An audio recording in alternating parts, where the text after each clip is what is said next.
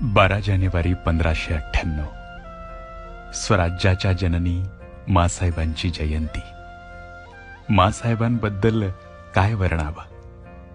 महाराष्ट्राच्या मातीत रोवलेली पहार काढून ज्या माऊलीनं गुलामगिरीच्या छताडावर प्रहार केला, ज्या माऊलीनं आम्हा मराठी माणसाला स्वराज्यरूपी राजे शिवराय दिले, ज्या माऊलीनं या मातीतील आयाबायांमध्ये धाडस निर्माण केलं.